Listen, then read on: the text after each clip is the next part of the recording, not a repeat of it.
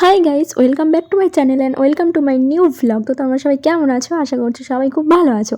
তো সকাল সকালে আমার প্রত্যেক দিনে যে কাজটা থাকে সেটা নিয়েই স্টার্ট করলাম আজকের ভ্লগটা। তো সকালে উঠে প্রত্যেক দিনের আমার একটাই কাজ থাকে, সেটা হচ্ছে বিছানাটা পরিষ্কার পরিচ্ছন্ন করে গুছিয়ে রাখা। আর শীতকালে তো খুব বিরক্ত লাগে, কারণ শীতকালের এই যে একটা ব্ল্যাঙ্কেট লেপ একটা থাকে তার জন্য। তো ফাইনালি আমার ঘরটা গুছিয়ে ফেলেছি, এই দেখো। তো দেন এখন চলে এসেছি ভাইয়ের ঘরে। তো ভাইয়ের ঘরে বিছানাটাও আমাকেই পরিষ্কার করতে হয়, আর শুধু ভাই কেন, আমার মা বাবার ঘরটাকেও আমাকেই করতে হয়। আর আজকে তো বাড়িতে পুজো ছিল, আর পুজোটা আমিই করবো, তাই জন্য একটু তাড়াহুড়োর মধ্যেও ছিলাম। তো এই দেখো কমপ্লিট হয়ে গেছে, তো তোমরা ভিডিওটা দেখতে থাকো। তো তোমাদের আমি বললাম আজকের পুজোটা আমি করবো, তাই সকাল সকাল ফার্স্টেই আগে স্নানটা কমপ্লিট করে ফেললাম। আর এত ঠান্ডা ছিল কি বলবো, আর অনেক তাড়াতাড়ি স্নান করেছি অনেক দিন পর। তো ফ্রেশও লাগছিল অনেকটা। তো চলে গেছি তারপর ঠাকুর ঘরে। আর এই যে আলপনাগুলো দেখছো, এই আলপনাগুলো দিয়েছিলাম আমি আগের দিন রাত্রে, মানে পুজোর আগের দিন রাত্রেবেলায় আলপনাগুলো সব কমপ্লিট করে ফেলেছিলাম। দেন এই যে ওপরের এই যে হাঁড়িগুলো দেখছো, এখানে দিয়ে আমাদের ঠাকুরগুলো থাকে, মানে আজকে যে পুজোটা হবে আর কি, সেই পুজোর ঠাকুরগুলো ওইখানেই ভরা থাকে আর কি। ঠিক আছে। আর এটা নামাতে আমার একটু খুব ভয় লাগছিল, কারণ মা বলে যে এই ঠাকুরগুলো নামানোর সময় নাকি একদমই আওয়াজ না করে নামাতে হয়, নাহলে নাকি লক্ষ্মী রাগ করে, এরকম একটা আছে মা নাকি বলে। তো তারপর তো এই ধানগুলো আমি চৌকির মধ্যে রেখে দিচ্ছি, কারণ ধান দিয়ে পুজো করতে হয়। তো তোমরা তো জানো, যাদের বাড়িতে এই পুজোগুলো হয় তারা নিশ্চয়ই জানবে আশা করি। আর তারপর এই ঠাকুরগুলোকে এই ধানের ওপর রেখে সাজিয়ে সাজিয়ে মানে দিতে হয় আর কি, সেটাই আমি তখন করতে যাচ্ছিলাম। আর তখনই আমার মা চলে এসছে আর আমাকে বলছে এই ধানগুলো কেন দিচ্ছ, এই ধানগুলো নাকি পুরনো, ঠিক আছে, তার জন্য এই ধানগুলো নাকি পুজো হবে না, তাই জন্য আমাকে তুলে নিতে বললো। তো সেটা আমি তুলে নিলাম। তারপরে তো মাকে জিজ্ঞাসা করলাম যে এই যে চিকচিকিটা সেটাও কি একসাথে রেখে দেবো? তো মা বললো না, ঢেলে দে। তারপরে চিকচিকিটাকে ঢেলে দিলাম। তো চিকচিকিটা নিয়ে আবার আমি চৌকির মধ্যে পেতে দিলাম। দেখতে পাচ্ছ চৌকির মধ্যে পেতে দিচ্ছি। তারপরে এই যে বালতিটার মধ্যে ছিল নতুন ধান, তো সেই নতুন ধানগুলো আমি দিয়ে দিলাম। তারপরে মাকে আমি আবার জিজ্ঞাসা করতে গেছি সবটা দেবো না অল্পের মধ্যে দেবো?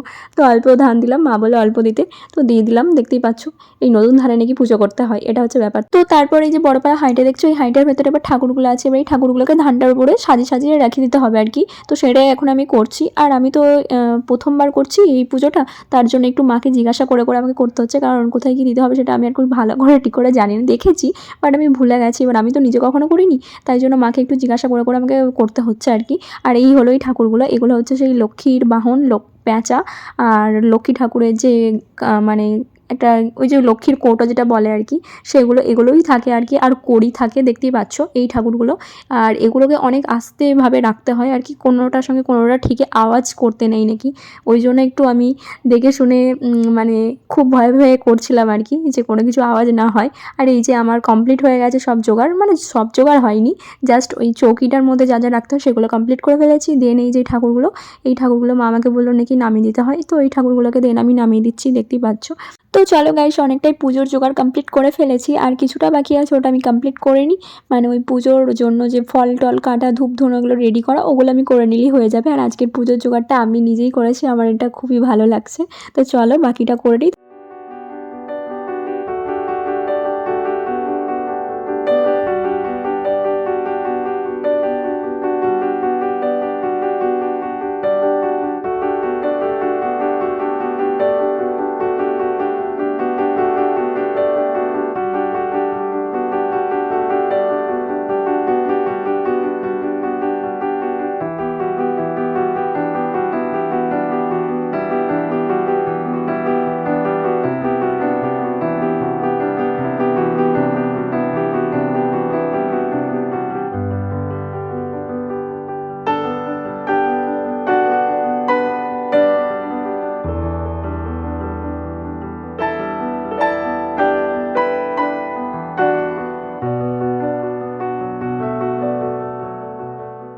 তো গাইস, ফাইনালি আমার সব পুজোর জোগাড় কমপ্লিট হয়ে গেছে। এখন শুধু ওয়েট করছি ঠাকুর মশাই কখন আসবে। তো ঠাকুর মশাই চলে এলে পুজোটা কমপ্লিট হয়ে যাবে। তো পুরো জোগাড় কমপ্লিট করতে পেরেছি আমি। ওম বিষ্ণু, ওম বিষ্ণু, ওম বিষ্ণু, ওম ওম তদ বিষ্ণাং পরমং পদং সদা প্রসন্তি সুরয়া দেবী গত সুরাজতম। ওম বিষ্ণু ওম পূজা ঘিনিতা ওম একদন্ত মহাকায়। তো এখন পুজো শেষ হয়ে গেছে, আর এদিকে এখন প্রসাদগুলো আমি আবার নিচে নিয়ে যাবো ঠাকুরকে প্রণাম করে। আর নিচে চলে এসেছি, আর এখানে যে নিচে যেগুলো আলপনাগুলো দিয়েছিলাম সেগুলো তোমাদেরকে একবার দেখাচ্ছি। আমি ওঠানেই আলপনাগুলো দিয়েছিলাম, তাই তোমাদের সাথে একটু শেয়ার করে নিলাম। আলপনাগুলো কেমন হয়েছে কমেন্টে জানিও। তো এই হলো আমার আলপনা। দেন তারপরে এই যে প্রসাদ খাবো এখন সবাই মিলে একসাথে। তো তার জন্য সব বসে পড়েছি খাওয়ার জন্য। তারপরে খাওয়ার পর আমি তো কিছু সকাল থেকে খাইনি যেহেতু উপোস করেছিলাম। তারপর লুচি মানে কচুরি আর তরকারি খেয়ে নিলাম। দেন আমি তারপর একটু ড্রেসটা চেঞ্জ করে চুলটা তো যাদাই অবস্থা ছিল যে সকালবেলায় স্নান করার পর থেকে একবারও চুলটা আঁচড়াইনি। তার জন্য এখন চুলে একটু সিরাম লাগিয়ে চুলটা একটু আঁচড়ে নিলাম। আর তারপর চলে গেছিলাম ছাদে, কারণ এরপর হরি গাছের শীষের প্রয়োজন আছে। কারণ সন্ধ্যেবেলার দিক করে যে পুজোটা হবে সেটার জন্য হরি গাছের শীষের প্রয়োজন।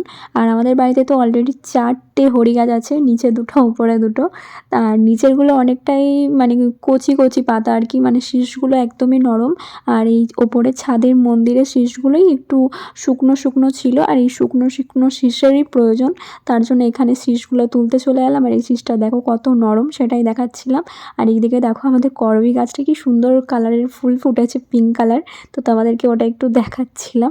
আর এই যে আমার শীষ হরি গাছের শীষ তোলা কমপ্লিট হয়ে গেছে। এখন এটাকে আমি এখন নিচেই নিয়ে যাব, আর এটা দিয়ে কি করব সেটাও তোমাদেরকে দেখাবো। তোমরা পুরোটা দেখতে থাকো তাহলেই বুঝতে পারবে। আর কাদের কাদের বাড়িতে এরকম টাইপের ভাবেই মানে আজকের দিনটার পুজোটা হয় অবশ্যই আমাকে কমেন্টে জানিও।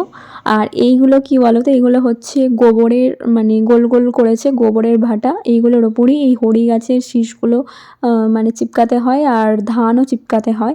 আর তারপরে এই সিঁদুরগুলো সব মানে গোবরের ভাটাগুলোর ওপরে একটু একটু একটু একটু করে পুরোটা দিয়ে দিতে হয়। তো এটা আমি পুরোটা দিয়ে দিই, এই যে এরকমভাবে দিচ্ছি।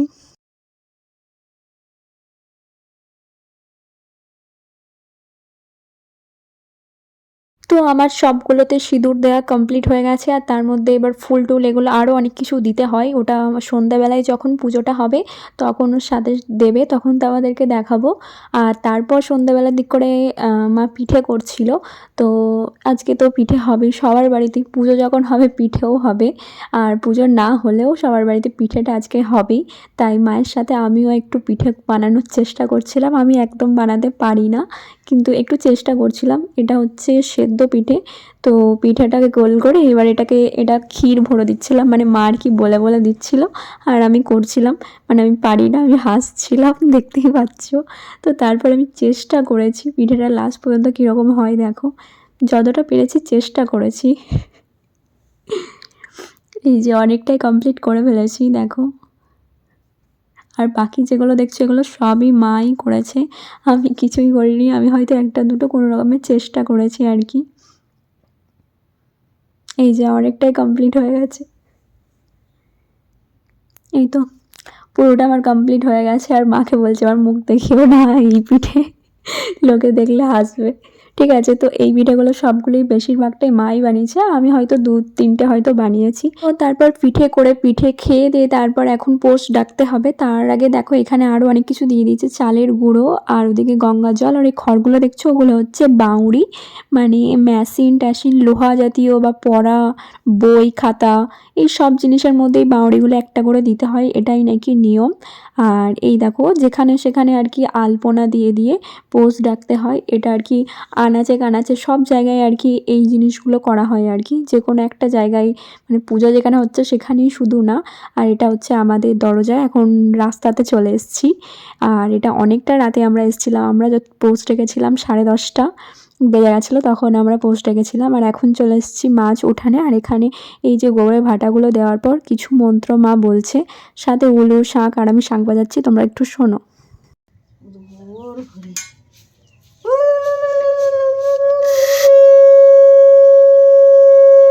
তো এইভাবেই হয় পোস্ট ডাকা। আর এখন আবার ওপরে চলে এসেছি আমরা, ওপরে এবার ঘরের দরজাতে দরজাতে এই পোস্টগুলো ডাকা হচ্ছে। বুঝতেই পারছো এটা আমার ঘর খেলায়, এখন আমার ভাইয়ের ঘরে পোস্ট ডাকছে। তো এইভাবে সব করে তারপরে আবার আমরা ওপরে যাব।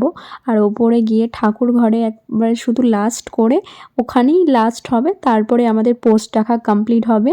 আর এই বাউঁড়িগুলো সব জায়গায় দিতে হয় আর কি, আমি আমার বইয়েতে দিয়েছি, তারপর এগুলো সব জায়গাতেই আর কি দিতে হয়।